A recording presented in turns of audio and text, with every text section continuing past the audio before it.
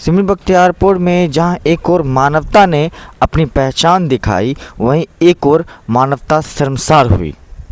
नमस्कार, मैं सनी श्रीवास्तव, खोज खबर 24 के साथ। दोस्तों, कहते हैं ना, कुछ सफ़र मंजिल तक नहीं किस्मत तक लेके जाते हैं। एक परिवार जो हंसी खुशी अपने गांव से दिल्ली लौट रहा था, उसे क्या पता था कि यह सफ़र उसकी ज़िंदगी का सबसे दर्दनाक सफ़र बन जाएगा।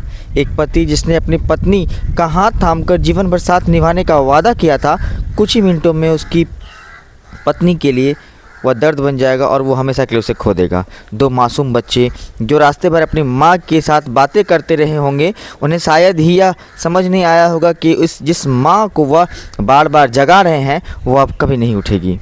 यह दिल को झकझोर देने वाली घटना हुई सिमरी बख्तियारपुर रेलवे स्टेशन पर। सुपौल जिले के लोढ़ बिशनपुर निवासी रीना देवी अपने पति सुनील जायसवाल और दो बच्चों के साथ गरीब रथ एक्सप्रेस में दिल्ली सफ़र कर रही थी। लेकिन जैसे ही ट्रेन सिमरी बख्तियारपुर स्टेशन पहुंची, अचानक उनकी तबीयत बिगड़ गई। कुछ ही पलों में पूरे डब्बे में अफरा तफरी मच गई और कोई पानी ला रहा है तो कोई डॉक्टर को बुलाने की कोशिश कर रहा है तो कोई एम्बुलेंस के लिए फ़ोन कर रहा है।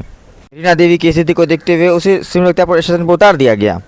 सूचना मिलते ही अस्पताल से एम्बुलेंस पहुंची, लेकिन जब वक्त जैसे थम गया हो, रेलवे फाटक बंद था और एम्बुलेंस लगभग 10 से 15 मिनट तक उसी बंद ढाले पर खड़ी रही। एम्बुलेंस के अंदर एक मां जिंदगी और मौत के बीच संघर्ष कर रही थी। बाहर उसका पति बेबस होकर रेलवे ट्रैक की ओर देख रहा था तो कभी भगवान से प्रार्थना कर रहा था और दोनों बच्चे डरी हुई आंखों से अपनी मां को देख रहे थे। शायद उन्हें भी यह उम्मीद थी कि मां उठकर उन्हें गले लगा लेगी।